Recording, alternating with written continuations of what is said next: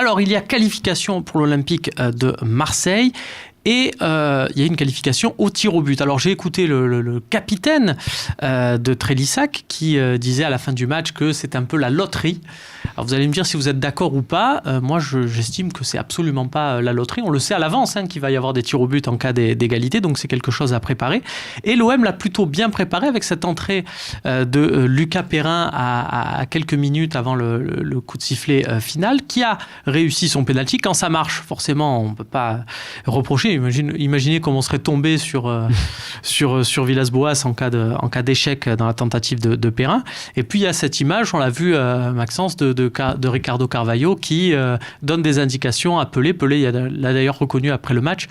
On l'a vu même avant que la séance de tir au but commence. On voit le filmer et on voit Pelé qui se met un peu devant pour cacher en quelque sorte ce qui va se dire.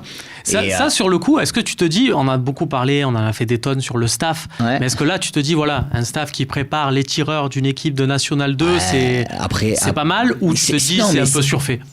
Non, c'est très bien. Mais j'aurais envie de te dire que c'est pas possible que les autres staffs ne le fassent pas. Enfin, je sais pas, mais c'est juste à peu près normal. Voilà, c'est juste la normalité, quoi. S'il y a des staffs qui ne le font pas, c'est plutôt eux qu'il faut pointer du doigt, quoi. Alors, c'est peut-être parce que les caméras n'étaient pas branchées, mais j'ai l'impression qu'on s'est fait sortir, par exemple, contre Grenoble, qui était en national à l'époque. Ouais, mais peut-être. Alors, je réponds aussi à ta question. Peut-être que ça avait été dit avant. Alors que là, tu te dis, Trélissac, tu savais pas, parce que tu voyais bien qu'il regardait sa feuille, lequel c'est, le 8, il est comment, il est grand, il est petit, il savait même plus, c'était compliqué. Et puis il y avait ce geste qui était rigolo, mais bon.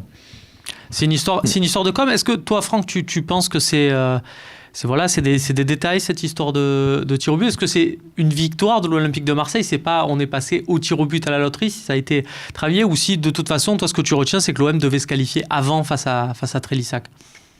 Non, moi déjà je trouve ça bien de respecter l'adversaire et de préparer les pénaux même contre Trélissac. Franchement ça fait plaisir. Ensuite on commence à tirer les pénaltys. Alors il y a la stat quand même de 60-40. Si tu commences à tirer, t'as quand même un peu plus de chances de gagner. C'est pas mal, tiens, je vais la vérifier. Donc ça c'est pas mal. Et tu vois Payet qui pose la question d'ailleurs. Du coup, il pose la question à l'arbitre, il demande mais si je gagne, enfin je dis vous me demandez la couleur, mais c'est pour que je. Donc même lui est concerné par le truc de dire, l'arbitre il dit si vous gagnez, vous choisissez.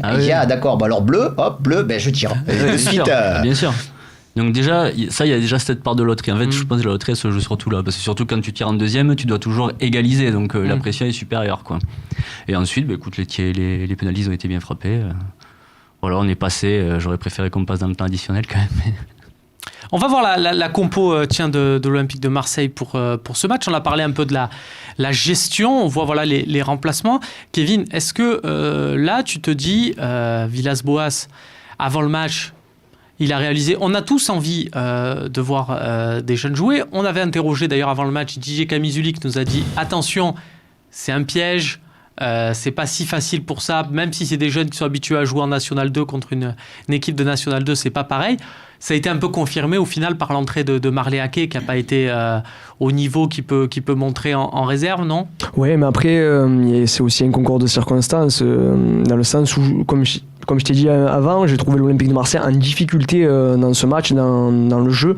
Et, c'est pas digne des dernières prestations qu'on a pu voir de l'Olympique de Marseille. Donc le joueur, on va pas lui trouver une excuse, mais j'attendais pas de Haké qui rentre, qui dribble toute l'équipe en face et qui marque un triplé. Je lui souhaite, mais je pense que c'était compliqué dans ce type de match. On a vu que tous les joueurs étaient en difficulté. Kawi est rentré, il a fini plutôt arrière gauche parce qu'il a remplacé Germain, mais il a fini arrière gauche quand Sakai a pris un carton rouge.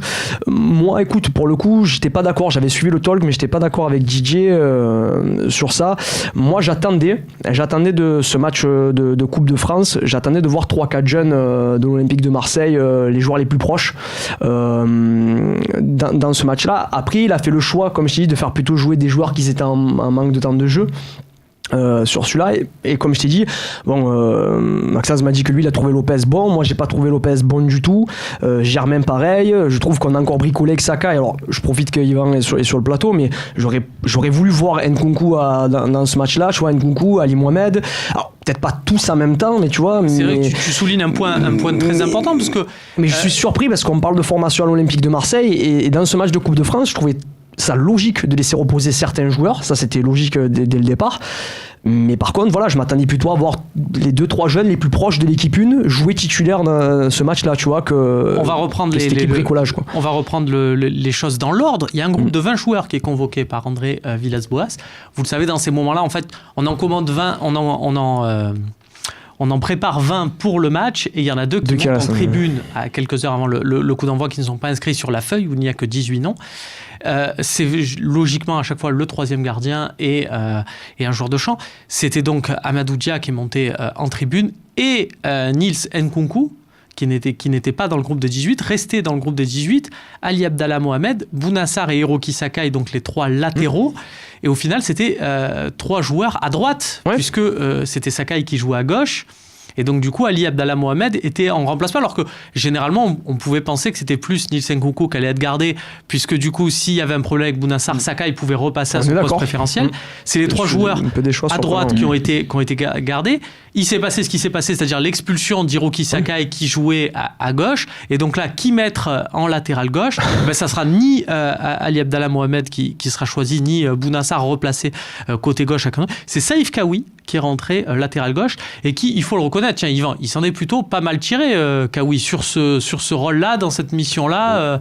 Non, qu'il ait fait le job, il a fait une bonne rentrée. On en convient. Après, où je rejoins Kevin, c'est que si sur des matchs comme ça, tu n'essayes pas les jeunes à leur place, à leur position, c'est plutôt gênant. Sur ce match-là, évidemment qu'on s'attendait nous aussi au moins qu'ils soient sur le bord et qu'ils rentrent un quart d'heure, une demi-heure. En plus, les jeunes sur des matchs comme ça ont l'habitude de jouer ces matchs-là. Parce que quand ils jouent le week-end avec la réserve, tu sais, FA, FA2, c'est des matchs avec cet engagement-là et ce type d'adversaire. Donc à la limite, c'est peut-être eux qui peuvent donner un peu plus de repères aux pros sur des matchs comme ça, parce que les pros de Ligue 1, ils n'ont pas trop de repères quand ils jouent contre ces joueurs-là. Est-ce qu'au final, c'est pas encore plus dur pour Ali Abdallah Mohamed? Je m'explique, c'est-à-dire que Nils Nkunku, il est monté en tribune avant le match, mais Ali Abdallah Mohamed, il est sur le banc, il est latéral, il voit qu'il y a Hiroki Sakai qui se fait expulser et il voit que c'est Saïf Kaoui et qu'on appelle pour jouer latéral gauche. Maxence, est-ce que tu penses que là peut-être Kaoui joue mieux à gauche, Kaoui sur le couloir gauche, il a peut-être plus de... sur les rentrées, par exemple, qu'il a fait en Ligue 1, il était milieu offensif droit plutôt. Alors après, il est capable de jouer un peu relayeur, il est capable de jouer sur le côté gauche aussi, parce qu'il a une... Là, il le fait jouer sur le pied, disons qu'il le fait jouer parce que pied gauche. Il le met à cette position-là parce que pied gauche. Après, si Nils c'est sur le banc, je suis convaincu qu'il le fait rentrer sur l'expulsion. Mais il n'est pas sur le banc, donc de la tribune, c'est un peu compliqué d'aller chercher. Mais ça, peut-être qu'ils veulent pas... Il a peut-être pas voulu le mettre parce qu'on cherche toujours un latéral gauche et imaginons qu'il fasse un gros match et là on se dit c'est bon, plus besoin. C'est peut-être une façon aussi de dire on l'attend le latéral gauche encore. Ça serait un problème de quoi? De le faire jouer, qu'il soit très bon. J'avoue, ce serait pas un problème. Il y a une bonne remarque de Funjim sur le... Il y a une bonne remarque de Funjim sur le forum, d'ailleurs ça me permet de vous inciter à participer sur Facebook, Twitter, avec le hashtag LiveTalk, et puis sur le forum du Phocéen, vous en avez l'habitude. Funjim, lui, nous dit mettre des jeunes en seconde mi-temps, oui, si l'OM menait 2 ou 3-0. Alors c'est vrai, mais vu la remarque que faisait Yvan, avec Nils Nkunku en tribune, même à 5-0, on ne pouvait pas le faire descendre pour le faire jouer. On fera appel à ta mémoire, mais moi j'ai le souvenir de m'être dit, sur des éliminations que l'on connaît tous, oui, mais tu mets 3 jeunes, puis 3 qui n'ont pas l'habitude de jouer. Puis là, au final, on faisait le même talk quand on disait ouais, mais c'est sûr que si tu les mets tous en même temps, c'est compliqué. On est d'accord. Mais là, du coup, il a fait un choix de mettre tu les lèves remplaçants. Samson, tu lèves Camara, tu commences à te dire déjà, t'enlèves 2 qui sont parmi tes titulaires. Tu mets donc Germain, tu mets Lopez, qui est obligé de faire jouer. Camara, il est remplacé par Strootman, c'est pas un remplacement. Je suis d'accord, mais Lopez et Germain, t'es aussi obligé de les faire jouer. Parce que si tu fais pas jouer, que tu les fais jouer à la passe, tu fais jouer Ake, tu fais jouer Kaoui. Bien sûr. Les mecs se disent, nous, on est le 12e, le 13e et le 14e, mais quand il y a un match de coupe, on met les jeunes et nous, on joue pas. C'est ce qu'il disait Yvan un peu avant, c'est qu'il veut garder son groupe on va dire en pression. Donc il y a ce choix-là qui est fait. Mais c'est vrai qu'à quel moment, si du coup, tu même en coupe, dans la Coupe de France, ou beaucoup de clubs, même à l'étranger, tu prends Liverpool qui a éliminé Everton, si je dis pas de bêtises, avec 7 jeunes, 7 jeunes de leur centre de formation. À quel moment tu lances ton centre de formation? En ce moment, il joue 4 rencontres en même temps.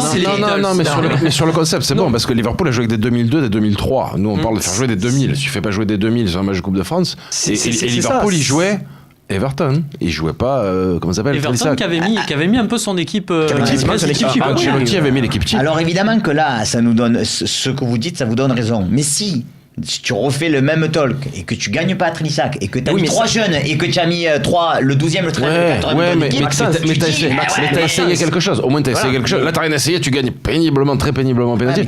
Sur le match qu'a fait Sakai, sur le concept, ok, mais sur le poste de latéral, sur le match que fait Sakai, peut-être qu'il était brillant toute la semaine, pardon, mais sur le match qu'il a fait, tu pouvais quand même essayer de faire jouer quelqu'un d'autre. Moi c'était l'invention. C'est vrai qu'il a été très dur. Sakai à gauche, c'est l'invention. À partir du moment où tu as que Amavi depuis 1 an et demi à ce poste-là, soit tu décides de recruter quelqu'un pour venir mettre en concurrence avec Amavi, avoir un vrai latéral gauche, soit à un moment donné, c'était soit Rokia, soit Nkunku, mais tu fais confiance à un des jeunes. Il faut arrêter de bricoler avec ce poste d'arrière gauche chaque fois. Ce qui est rigolo par rapport à Amavi.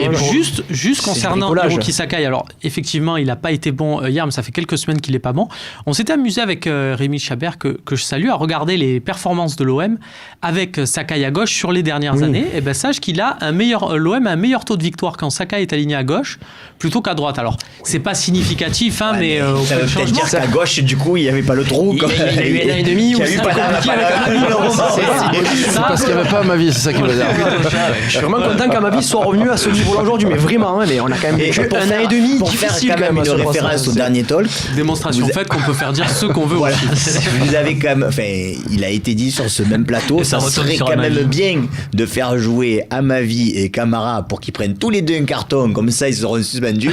Et tu vois que le raisonnement de Villas-Boas ça a été complètement l'inverse. Il a dit je les prends pas parce qu'ils ont des cartons et je veux pas qu'ils apprennent. On fera d'ailleurs un petit point sur les suspensions parce qu'il y a eu encore une distribution de cartons sur ce match, mais tu as raison de le souligner, Maxence, à ce niveau-là.